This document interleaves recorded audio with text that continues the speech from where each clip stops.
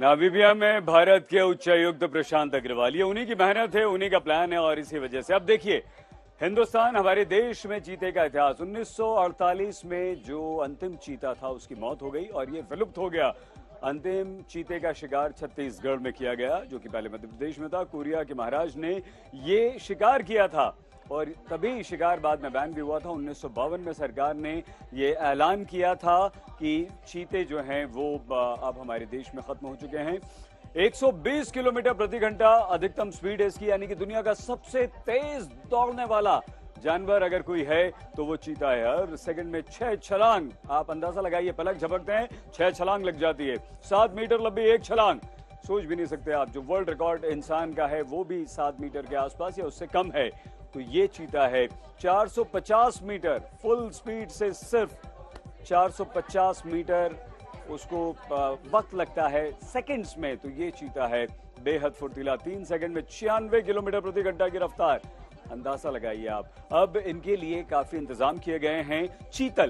चीतल एक और जानवर होता है, उसकी भारी तादाद छोड़ दी गई है क्योंकि चीतल जो होता है वो चीते का भोजन होता है, ताकि आराम से ये 8 के 8 चीते वहां शिकार करें, अपना पेट भर सकें।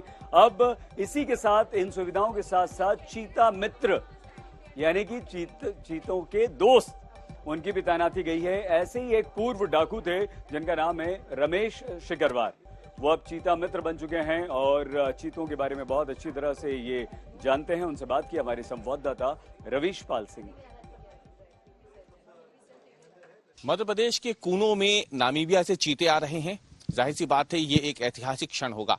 लेकिन बड़ा सवाल था इस इलाके के आसपास में जो वन्य जीवों की तस्करी होती है, उनकी जो हत्याएं होती है और उनके अंगों को जब यहां से ले जाया जाता है तो वो एक बड़ा सवाल था, एक बड़ा खतरा चीतों के जीवन पे भी मंडरा सकता था। और इसीलिए यहाँ पे ना केवल सरकार ने, वन विभाग ने अपनी जो स्टाफ है उसको बढ़ाया है, बल्कि इसके साथ ही कोशिश की है कि कूनो नेशनल पार्क के आसपास रहने वाले लोगों को जागरूक किया जाए चीतों के बारे में।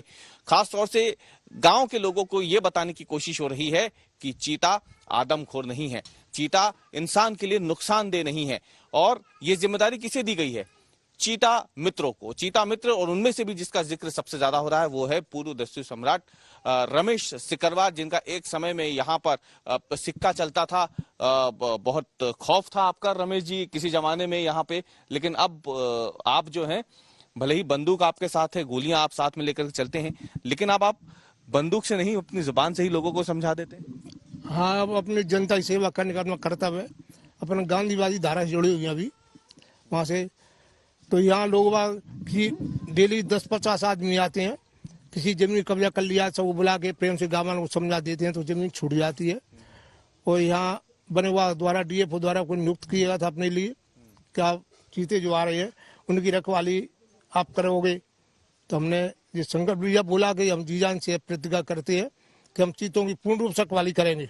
तो मैंने कई गाँव में जाके गाँव को समझाया भी है कि चीता एक सीधा जानवर है, बिल्ली की तरह से, और तेंदुआ खतरनाक रहता है, वो हमला करता है आदमी पर उनके अलग अलग तेंदुआ कैसा है, उसकी लंबी धारी रहती है, चीता पे गोल गोल धब्बा रहते हैं, उनको बता रहे हैं, उनको फोटो दिखा रहे हैं।